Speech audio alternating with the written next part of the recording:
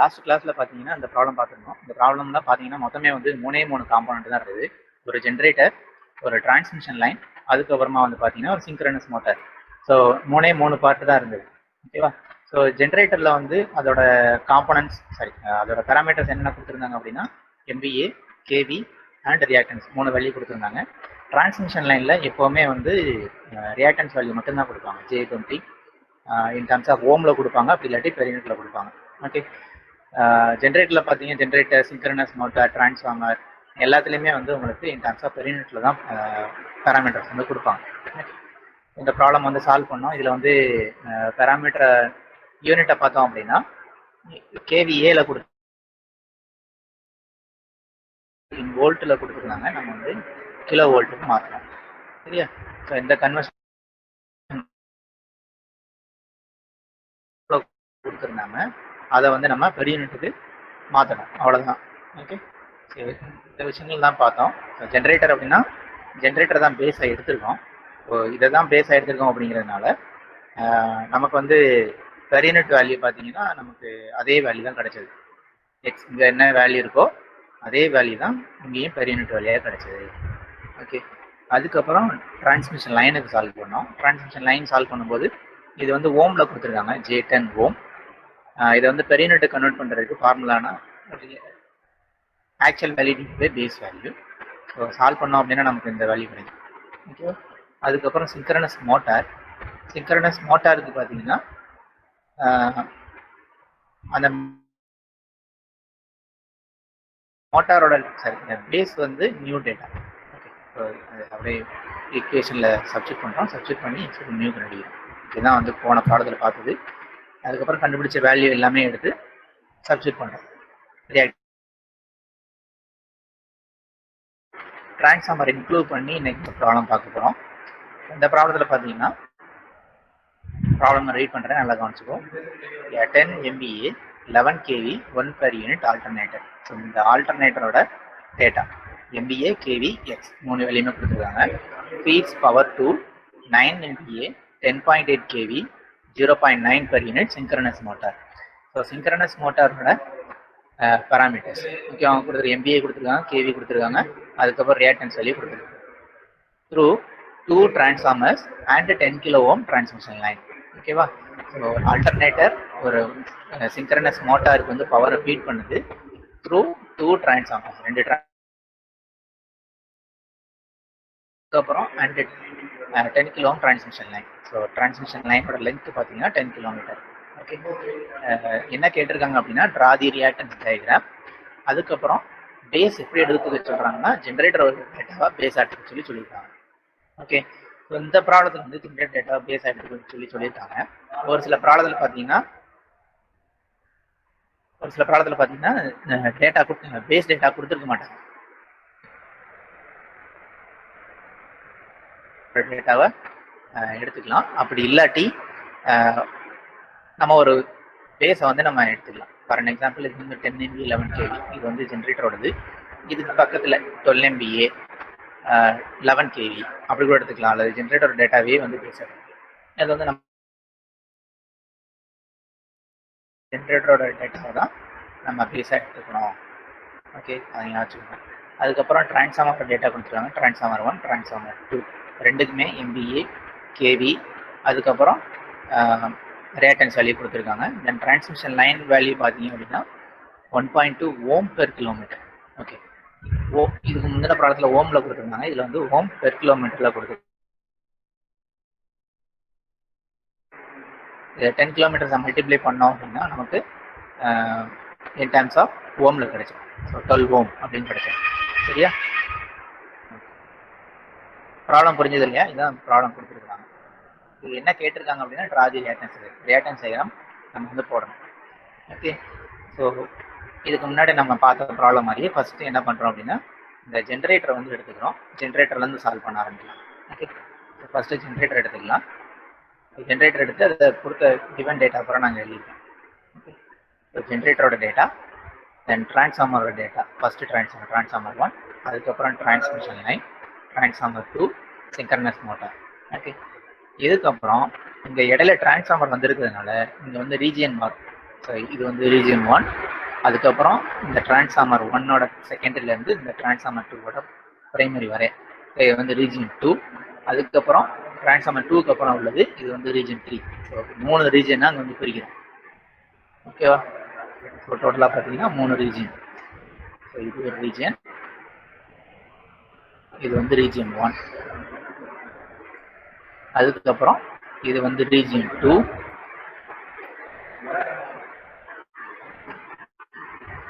இது வந்து ரீஜன் 3. 3 ரீஜனா பிரிச்சுக்கிறோம். இதோட வேல்யூ வந்து வேற வேற. ஓகே, ஃபார் அன் எக்ஸாம்பிள் இந்த ரீஜன் எடுத்துக்கிட்டோம் அப்படின்னா இது வந்து லோ டென்ஷன் சைடு அப்படின்னு பார்த்தோம். எல்டி சைடு, அதாவது இந்த வோல்டேஜ் வந்து கம்மியாக இருக்கும். டிரான்ஸ்மிஷன் லைன் சைடு பார்த்தீங்கன்னா வோல்டேஜ் வந்து அதிகமாக இருக்கும். ஸோ இது வந்து ஹை டென்ஷன் சைடு அப்படின்னு சொல்லலாம், ஹெச்டி சைடு. அதுக்கப்புறம் இந்த டிரான்ஸ்ஃபார்மரில் ஸ்டெப் டவுன் ஆகிடும். ஸோ ஸ்டெப் டவுன் ஆகுறதுனால இந்த சைடு வந்து பார்த்தீங்கன்னா எல்டி சைடு ஆகிடும். ஓகே, ஸோ கேவி வந்து மாறுது. இப்போ பேஸ் கேவி இங்கே 11 கேவி கொடுத்துருக்குறாங்க. ஸோ இந்த 11 கேவியை மட்டுமே வச்சு நம்ம சால்வ் பண்ணோம் அப்படின்னா தப்பாயிடும். ஏன்னா இந்த டிரான்ஸ்மிஷன் லைனுக்கு பேஸ் கேவி அப்படிங்கிறது 11 எடுத்துக்கணும்னா தப்பு. ஏன்னா இது வந்து high tension side. High tension சைடில் கண்டிப்பாக வோல்டேஜ் வந்து அதிகமாக தான் இருக்கும். ஓகே, அப்போ பேஸ் வந்து மாறும். ஓகேவா? பேஸ் வந்து இங்கே வரும்போது மாறும். உனக்கு டிரான்ஸ்ஃபார்மரை பொறுத்தவரை நீ எடுத்துக்கலாம், இந்த 11 கேவி வச்சே சால்வ் பண்ணிக்கலாம், பிரச்சனை கிடையாது. இங்கே பிரைமரி வேல்யூ வச்சு சால்வ் பண்ணலாம். ஓகே, இந்த கேவியை மாற்றினதுக்கப்புறம் நீ சால்வ் பண்ணால் இந்த செகண்டரி வேல்யூ வச்சு சால்வ் பண்ணணும். அதை வந்து நெக்ஸ்ட் ப்ராப்ளம் சால்வ் பண்ணுவோம் பார்க்கலாம். அதுக்கப்புறம் டிரான்ஸ்ஃபார்மர் 2 வரும்போது இங்கே ஹெச்டி, இங்கே வந்து எல்டி. இங்கே வந்து பார்த்தீங்கன்னா 10.8 இருக்குது. இங்கே வந்து பார்த்தீங்கன்னா கிட்டத்தட்ட இந்த 132 கிலோவோல்ட் இருக்கும். அப்போ இங்கே மாறும்போது லோ டென்ஷன் சைடுக்கு மாறுது. ஓகே, அப்போ இங்கே வந்து பார்த்தீங்கன்னா இங்கே ஒரு கன்வர்ஷன் பண்ணணும். அப்போ நம்ம இந்த 2 கன்வர்ஷன், இது வந்து கன்வர்ஷன் 1, இது வந்து கன்வர்ஷன் 2, 2 கன்வர்ஷன் பண்ண போகிறோம். டிரான்ஸ்ஃபார்மர் 1 ஒருக்கா கன்சிடர் பண்ண போகிறோம், டிரான்ஸ்ஃபார்மர் 2 ஒருக்கா கன்சிடர் பண்ண போகிறோம். சரியா? ஸோ இங்கே பாருங்கள் 3 ரீஜன் கொடுத்துருக்கேன். ஸோ ஃபஸ்ட்டு ரீஜனில் நமக்கு வந்து 11 கேவி, 11 கேவி தான் நமக்கு பேஸ். சரியா? 11 கேவி பேஸு. இப்போ இந்த நியூ அப்படின்னு கொடுத்துருக்கீங்க பார்த்தீங்களா? நியூ அப்படிங்கிறது என்ன? நியூ அப்படிங்கிறது இந்த ஜென்ரேட்டரோட வேல்யூ. ஜென்ரேட்டர் வந்து 10 இருக்கா? ஸோ இந்த 10 தான் நமக்கு வந்து எம்பிஏபி நியூ வேல்யூ. அதுக்கப்புறம் கேவி நியூ வேல்யூ கண்டுபிடிக்க போகிறோம். கேவி நியூ பார்த்தீங்கன்னா இங்கே 11 கேவி இருக்கு. ஓகே, அதோட கிலோவோல்ட். இது வந்து ஜென்ரேட்டரோட எம்பிஏ. அதை தான் வந்து நியூ எடுத்து எல்லாத்துக்கும் கொடுத்துருக்கோம். அதே இது கேவிபி பார்த்தீங்கன்னா ஒவ்வொரு இடத்துக்கும் மாறும். இந்த வேல்யூ தான் பார்க்க போகிறோம். இது எப்படி கிடைச்சது, இது எப்படி கிடைச்சது, இது எப்படி கிடைச்சது அப்படின்னு அடுத்த ஸ்லைடில் பார்க்கலாம். ஓகே, ஸோ இந்த டிரான்ஸ்ஃபார்மர் வரும்போது பார்த்தீங்கன்னா 2 வேல்யூ கொடுத்துருக்கேன். ஒன்று வந்து 11, இன்னொன்று 132. இந்த 11 எங்கேருந்து வந்துச்சுன்னா இங்கேருந்து வந்துச்சு. ஓகே, இந்த 132 வந்து கால்குலேட் பண்ணியிருக்கோம். 132 இங்கே வந்து 13.2. இந்த 132 இங்கேருந்து வந்திருக்கு. இந்த 13.2 வந்து கால்குலேஷன். ஓகேவா? அந்த கால்குலேஷன் நெக்ஸ்ட் ஸ்லைடில் காட்டுறேன். ஓகே, ஸோ ஃபஸ்ட்டு நமக்கு இங்கே 11 கேவி இருக்கு. ஓகேவா? அடுத்து இங்கே வந்து மாறணும். நம்ம டிரான்ஸ்ஃபார்மர் 1லேருந்து டிரான்ஸ்ஃபார்மர் 2க்கு இங்கே மாறணும். மாறும்போது இங்கே கேவி என்ன அப்படின்னு கண்டுபிடிக்கணும். அடுத்தது இங்கேருந்து இங்கே இதை கண்டுபிடிக்கணும். ஓகே, இந்த டிரான்ஸ்ஃபார்மர் 1க்கு மாறும்போது எப்படி கண்டுபிடிக்கலாம்? ஸோ அதுக்கான ஃபார்முலா இப்போ கேபி நியூ கண்டுபிடிக்க போகிறோம். சரியா? கேபி அண்ட் ஹெச்டி சைடு எங்கே மாறுறோம்? இங்கே எல்டி சைட்லேருந்து ஹெச்டி சைடுக்கு மாறுறோம். சரியா? ஸோ மாறும்போது KB on HT side equal to KB on LT side. இப்போ இந்த into HT rating divide by LT rating. HT rating LT rating அப்படிங்கிறது டிரான்ஸ்ஃபார்மரோட ரேட்டிங். இந்த டிரான்ஸ்ஃபார்மர் 1ஓட இதை கொடுத்துருக்குறாங்க 11 bar 132 kV. ஓகேவா? 11 bar 132 value 11 bar 132. 11 bar 132 kV. Okay, அப்போ HD ரேட்டிங்ல 132 substitute பண்ணணும். இது வந்து பியூர்லி ஆன் டிரான்ஸ்ஃபார்மர் இந்த வேல்யூ, இந்த ஜென்ரேட்டர்ல பேஸா எடுத்துருக்கோம் பார்த்தீங்களா, அந்த வேல்யூ. ஓகே, அப்படி நம்ம சப்ஸ்டியூட் பண்ணோம்னா 11 × 132 டிவைட் பை 11. இப்போ இந்த சைடோட வேல்யூ புரிஞ்சுதா? ஓகே, ஹெச்டில இருந்து எல்டிக்கு போறோம். ஹெச்டில இருந்து எல்டிக்கு போகும்போது ஃபார்முலா என்ன? ஃபார்முலா வந்து KB new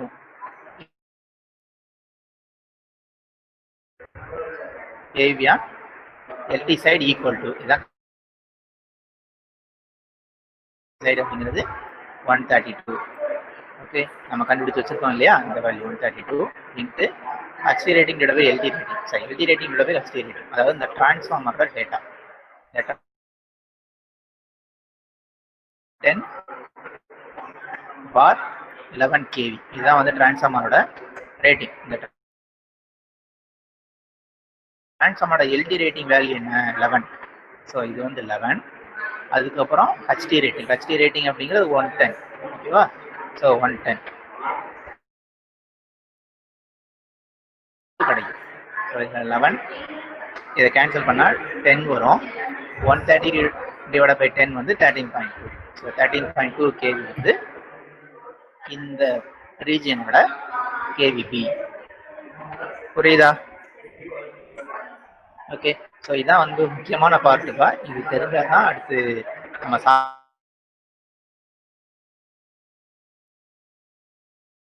HD rating LT rating என்ன நல்லா புரிஞ்சுக்கணும். ஓகேவா? கேவிஎன் ஹெச்டி சைடு தான் கண்டுபிடிக்க போகிறோம்.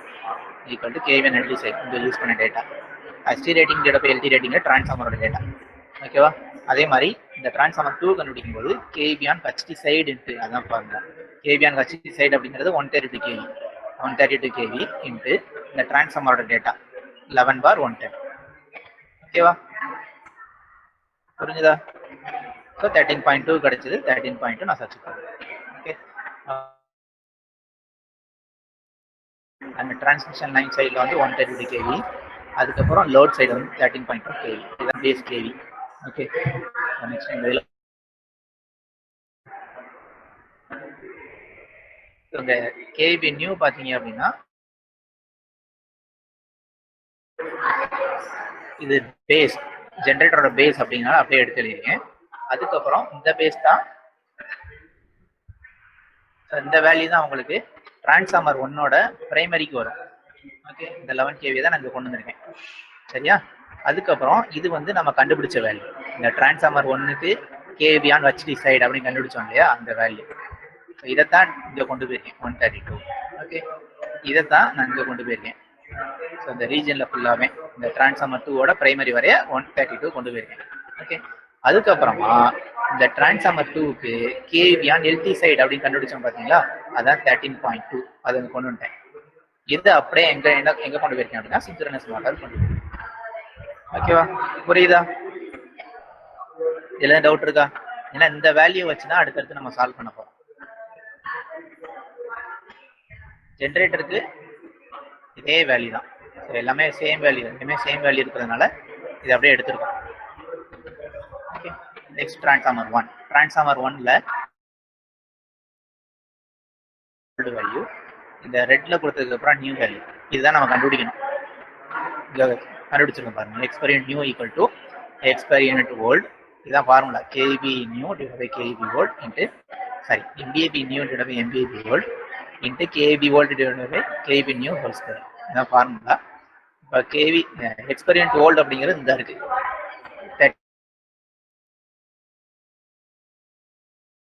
எம்பிஏபி new value 10, MVA old value 10. KV choose பண்ணலாம். இது வந்து ரெஃபர் டு எல்டி சைடை நான் ரெஃபர் பண்ணியிருக்கேன். So refer to LT. So low tension சைடில் 11/11. இதே இது நான் ஹை டென்ஷன் சைடு ரெஃபர் பண்ணேன் அப்படின்னா ஹை டென்ஷன் சைடில் old value 132 divided by new value 132. அதுவும் சேம் தான். நீங்கள் refer to primary, refer to secondary எப்படி கால்குலேட் பண்ணாலும் சேம் வேல்யூ தான் கிடைக்கும். சரியா? சரி, இப்போ 11 கேன்சல் ஆகிடும், 10 கேன்சல் ஆகிடும். நமக்கு வந்து J1.2. இந்த J1.2 நான் டேபிள் எடுத்து போட்டாச்சு. இது வரை எதுவும் டவுட் இருக்கா? Any doubts?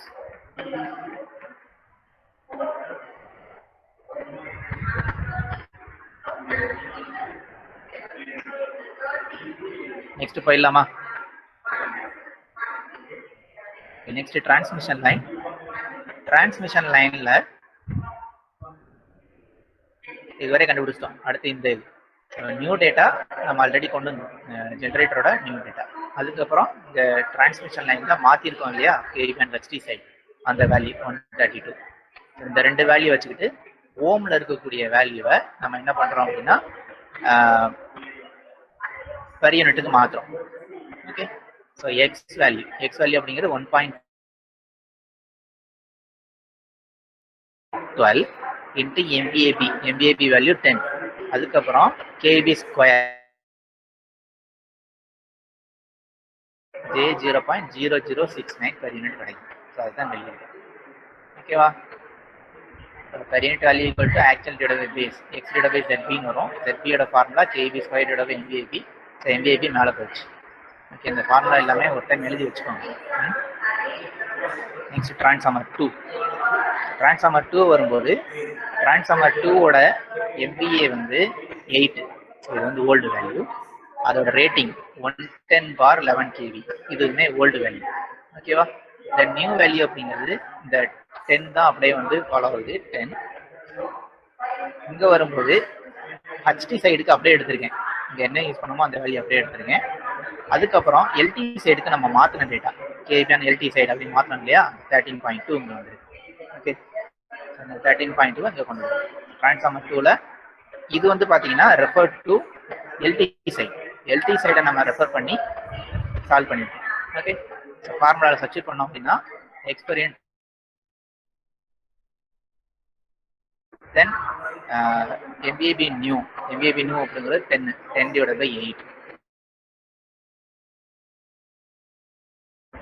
10 kV, sorry 11 kV, 11 divided by new value 13.2 whole square.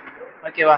இதே இது ரெஃபர் டு ஹச்டி அப்படின்னு எடுத்துக்கிட்டேன் அப்படின்னா ஹச்டியில் கேவி ஓல்டு வேல்யூ என்ன, ஹச்டி சைடில் கேவி ஓல்டு வேல்யூ 110.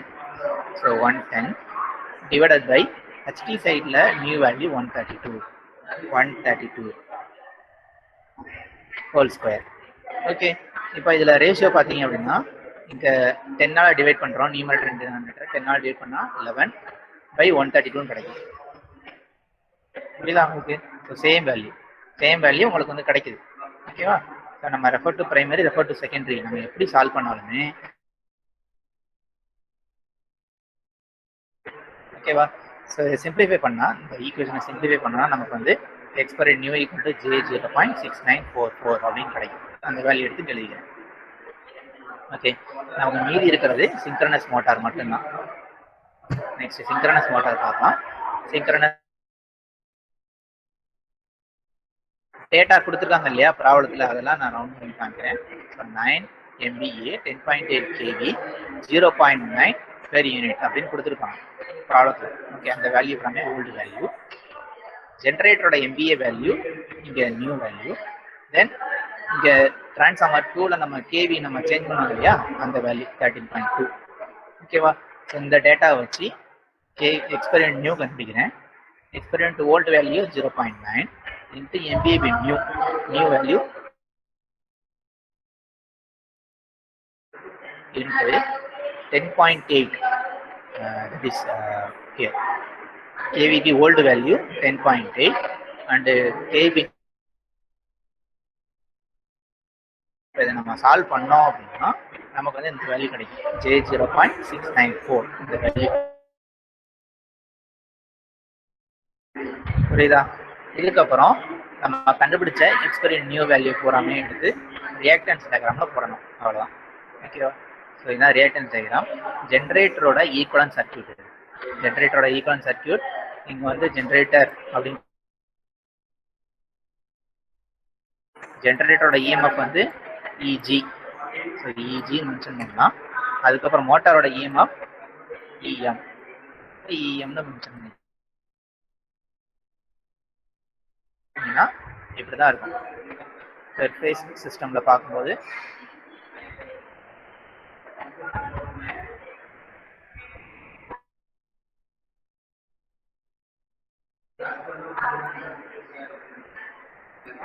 இது வந்து எக்ஸ், இது வந்து ஆர். சரி,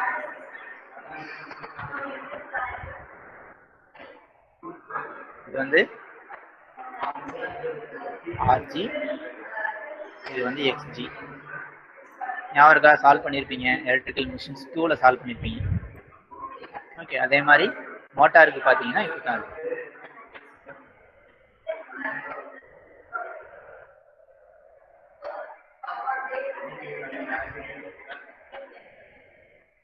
சிங்க்ரனஸ் மோட்டாருக்கு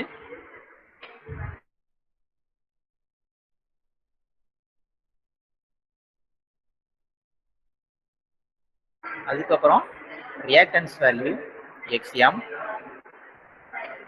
அதுக்கப்புறம் இந்த ரெசிஸ்டன்ஸ் வேல்யூ ஆர்ஏ.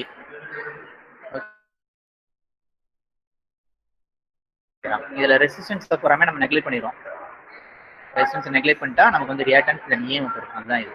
அதுக்கப்புறம் டிரான்ஸ்ஃபார்மருக்கு எப்படி நம்ம நெக்லெக்ட் பண்றோம் அப்படின்னா காமிச்சிருக்கோம் சார். ரியாக்டன்ஸ் மட்டும்தான் இருக்கும். ரியாக்டன்ஸ் இருக்கும், அடுத்த ரியாக்டன்ஸ் இருக்கும், அடுத்த ரியாக்டன்ஸ் இருக்கும். சரியா? இந்த ரியாக்டன்ஸ் வேல்யூ பூராமே நம்ம சப்ஸ்டிட் பண்ணோம்.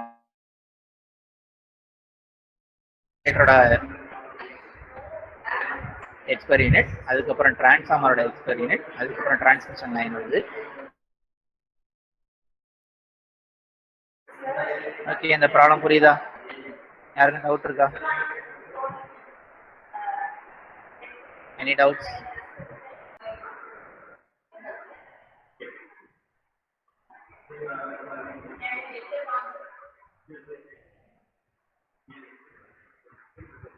ஓகே, இதே ப்ராப்ளம் இப்போ என்ன பண்ண போறோம் அப்படின்னா, டிரான்ஸ்ஃபார்மர் வந்து சேஞ்ச் பண்ணி பார்க்க போறோம்.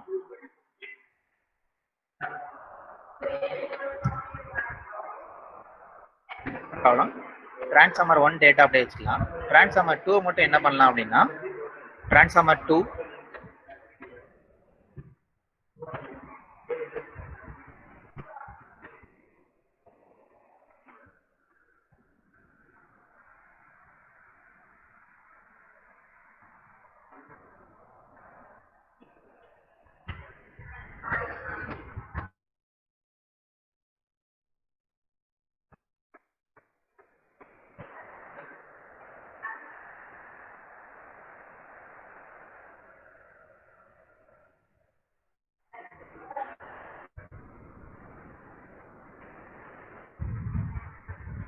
டேட்டா மட்டும் மாத்திக்கலாம்.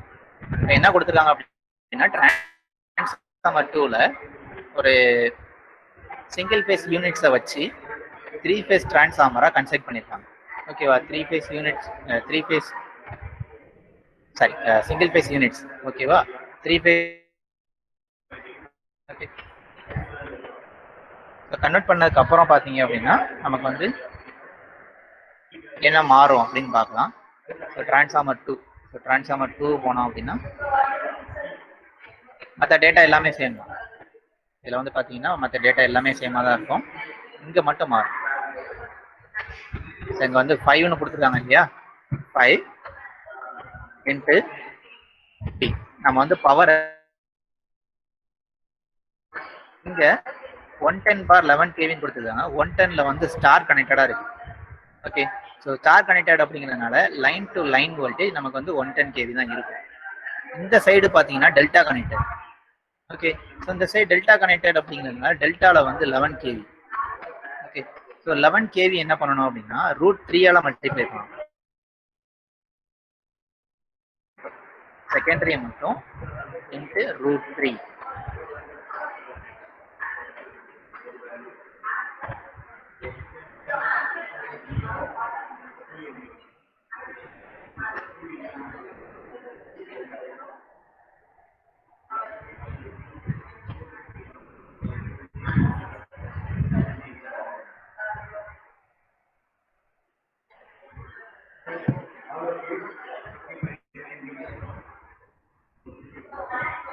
ஓகே, ஒரு சைடு மட்டும் நம்ம √3 மல்டிப்ளை பண்ணுவோம்.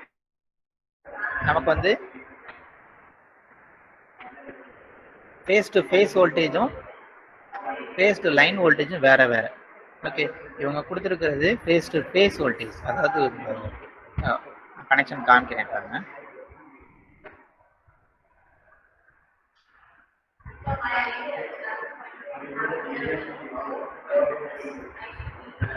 இப்போ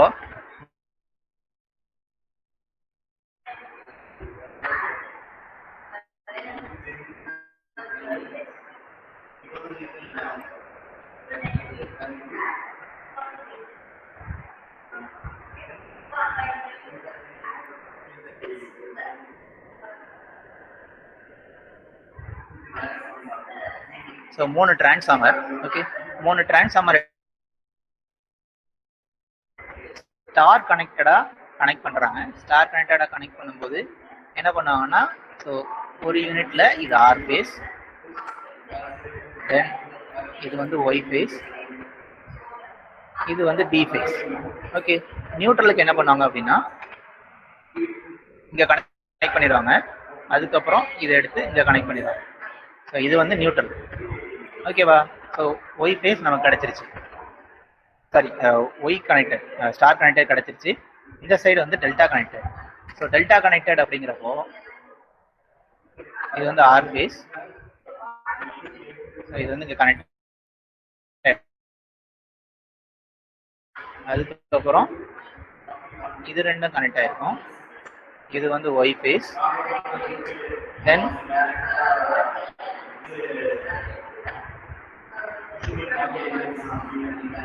சாரி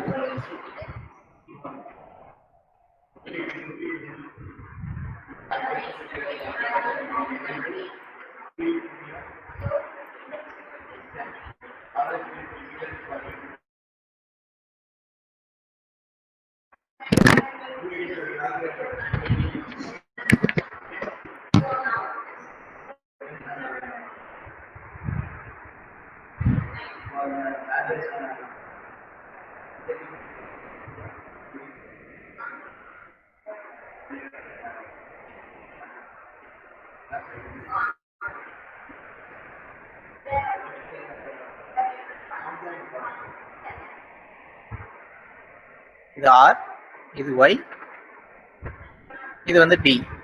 ஸோ இதான் வந்து டெல்டா கனெக்டட். இது வந்து டெல்டா கனெக்டட் சைடு.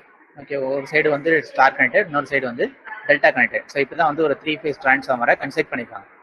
ஓகே, இப்போ இதில் வோல்டேஜ் பார்த்தீங்கன்னா இந்த ஒரு சிங்கிள் ஃபேஸ் டிரான்ஸ்ஃபார்மரில் என்ன சொல்லியிருக்காங்க, இது வந்து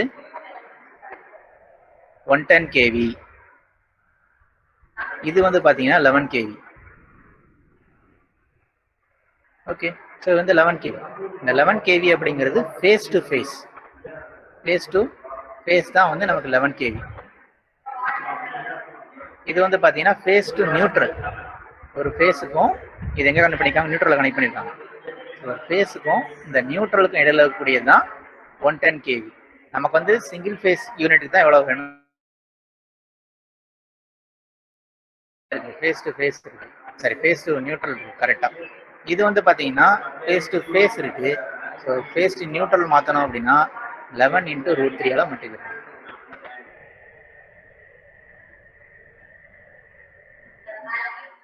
ஓகே, இதுல டவுட் இருக்கா? இப்போ டெல்டா சைடு மட்டும் நம்ம வந்து மல்டிப்ளை பண்றோம். ஓகேவா?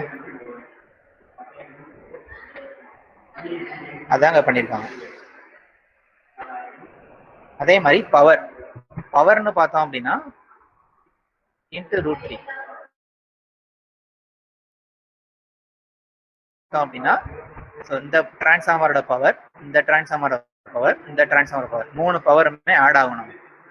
ஓகே, வோல்டேஜ் பார்த்தீங்கன்னா டெல்டா சைடு மட்டும் × √3 நம்ம பண்ண வேண்டியது. புரியுதா? இதுல டவுட் இருக்கா?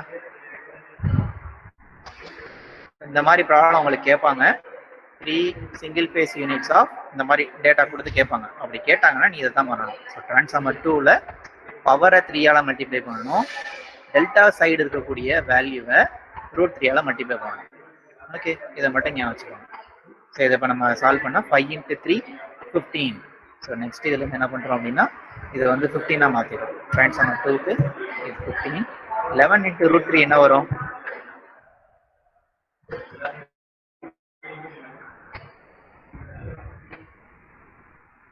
கால்குலேட்டர் கையில் வச்சுருக்கீங்களா யாராவது?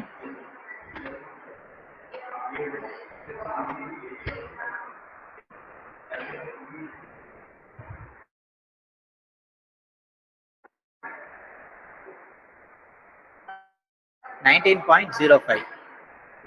ஸோ 19.05 இதுதான் வந்து செகண்டரி சைடு வோல்டேஜ். ஓகே, அப்போ இந்த வேல்யூ மாறும் இல்லையா?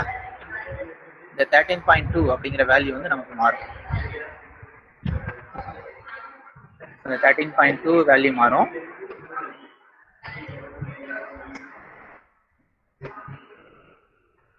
சைடில் கால்குலேட் பண்ணியிருக்கோம்.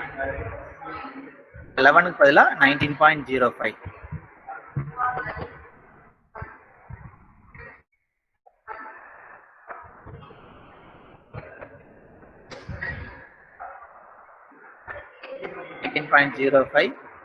divided by 110 into 130 22.86 kilovolt. இதுதான் வந்து செகண்டரியோட வோல்டேஜ்.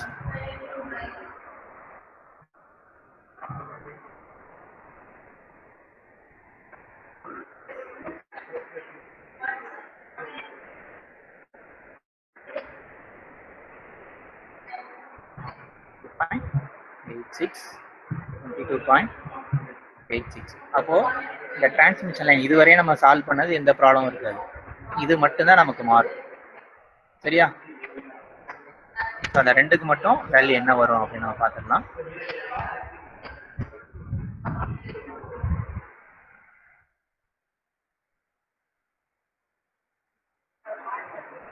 டிரான்ஸ்மிஷன் லைன் வரை ப்ராப்ளம் கிடையாது. இது மட்டும்தான் நமக்கு மாறப்போகுது.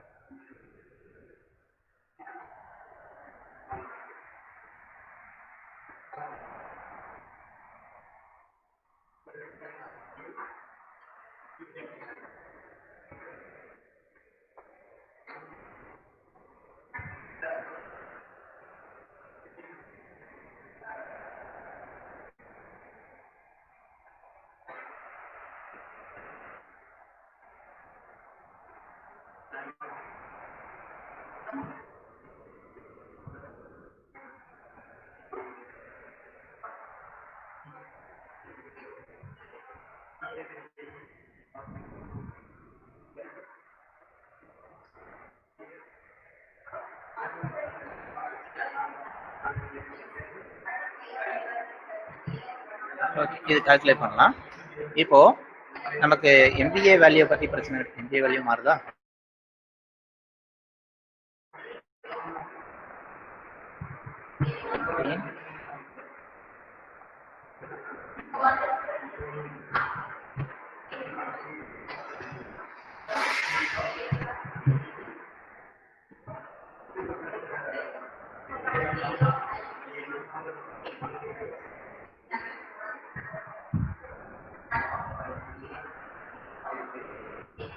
Transformer 2 old value 15.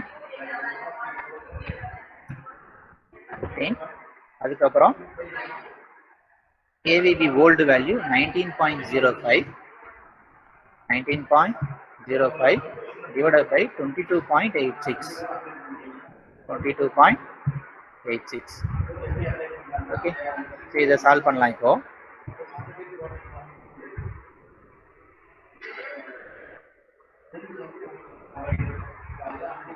10/15 0.666 இதை ஞாபகம் வச்சுக்கோங்க. 19.05 divided by 22.86 square into 0.6667. Okay, அதை அப்ராக்சிமேட் பண்ணியிருக்கோம். Equal to into 0.8. இதுதான் value 0.3703. 3703.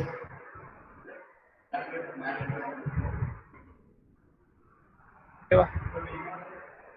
0.3703. Okay, next synchronous மோட்டாருக்கு solve பண்ணணும். சிங்க்ரனஸ் மோட்டாருக்கு நமக்கு இந்த வேல்யூ மட்டும்தான் மாறுது. கேவிபி நியூ வேல்யூ மட்டும்தான் மாறுது. So KVP new value 22.86. இதை சால்வ் பண்ணோம் அப்படின்னா 10.8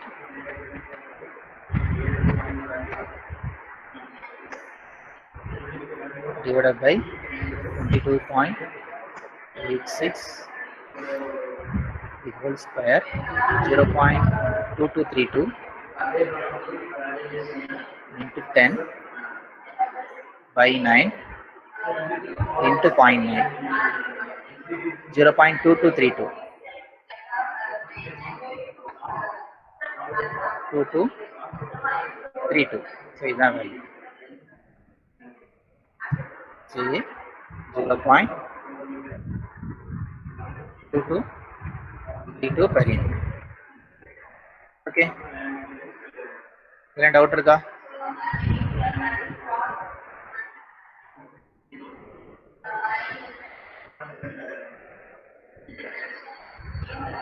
ஸோ டிரான்ஸ்ஃபார்மர் 2ல நமக்கு எப்படி கொடுத்துருக்காங்க அப்படின்னா சிங்கிள் பேஸ் யூனிட்டை வச்சுக்கிட்டு 3 பேஸாக கன்வெர்ட் பண்ணியிருக்காங்க. அப்படி கன்வெர்ட் பண்ணும்போது அவங்க கொடுத்துருக்க MVA 3ஆல் மல்டிப்ளை பண்ணணும். அதுக்கப்புறம் நம்ம டெல்டா சைடு இருக்கக்கூடிய வோல்டேஜை √3ஆல் மல்டிப்ளை பண்ணணும். அதாங்க 11 into √3 19.05 வருது. அதுக்கப்புறம் 5 into 3 15 வருது. ஸோ இந்த டேட்டா மட்டும்தான் மாறுது. Any doubts?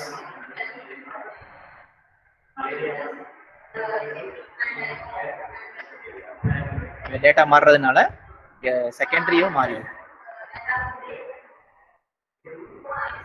போன ப்ராப்ளத்துக்கும் இந்த ப்ராப்ளத்துக்கும் இந்த டேட்டா மட்டும்தான் மாறுது.